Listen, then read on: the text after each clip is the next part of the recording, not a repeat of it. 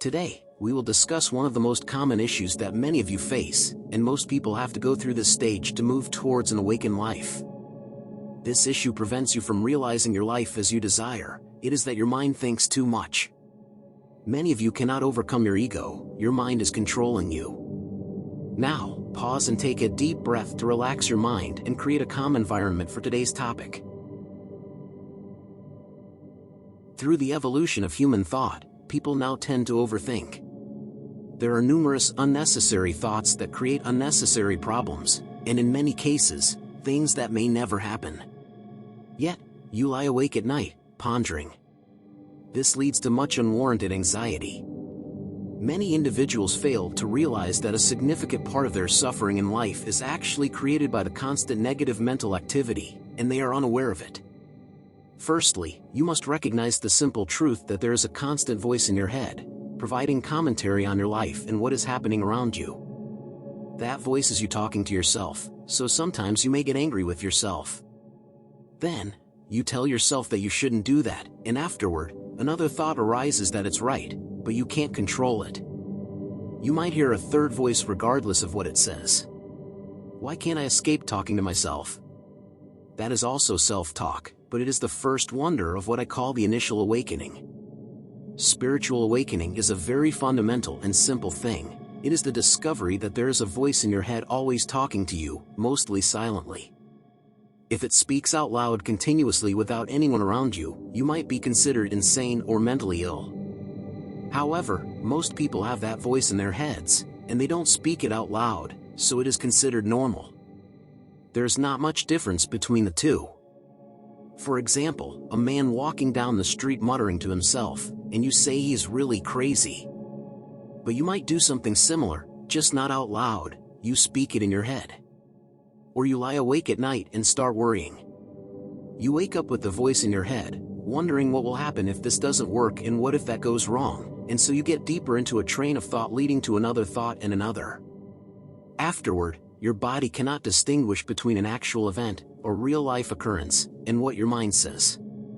So when you have thoughts full of fear, the body reacts to every thought. Fear is an emotion born, and the body reacts to emotions.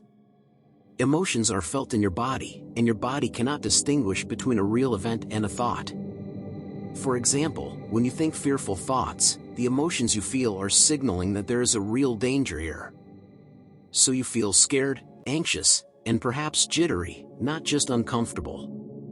If you indulge in this useless, negative, and destructive type of thinking year after year, it will affect the body and diminish the body's immune system.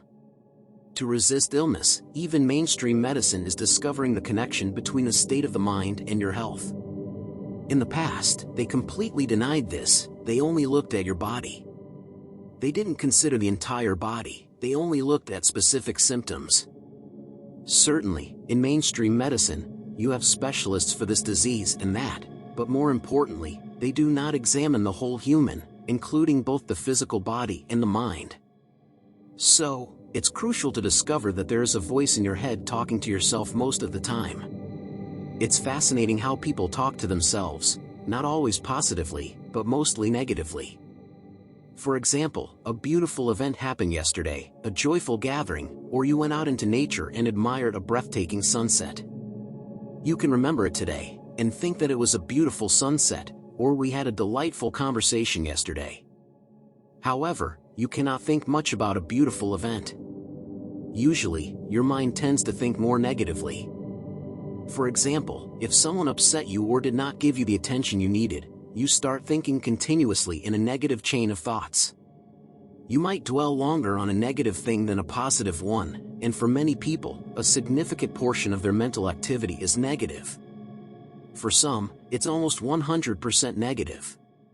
When I first realized this, I came across some books about the human mind, and it was the first time I read about the human mind.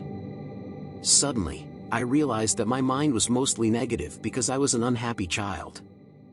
Therefore, my childhood was not joyful, and my mind constantly reacted, saying that my life was terrible. Anytime something bad happened to me, I had a phrase that would pop up in my mind, saying, "Of course, bad things always happen to you.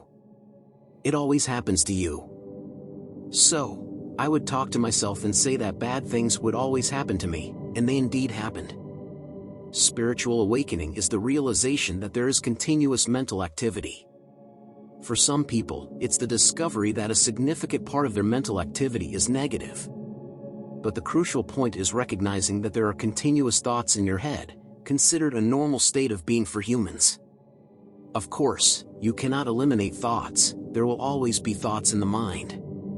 The question is there awareness behind your thoughts?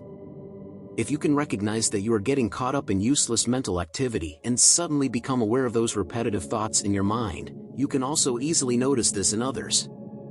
For example, when you attend a party and meet members or relatives, you may notice that you already know what some of them will say because it's the same thing they've been saying for many years. And if they have negative judgments about you or others, it's the same thing you'll hear next week when you meet them. So, it's easy to see how people get caught up in repetitive thought patterns, and it's not easy to recognize this in themselves.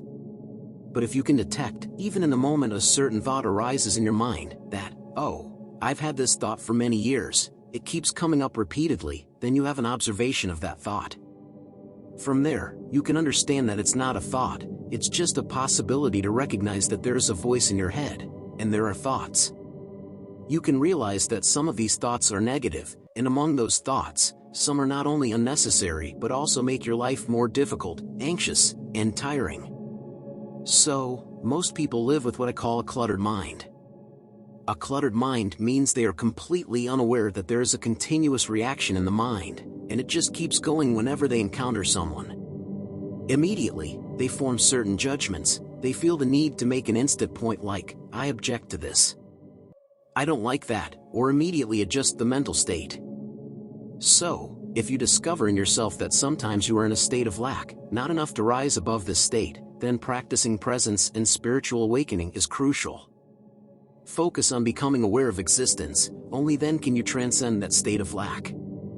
It's about turning inward and discovering who or what you are beyond the human self.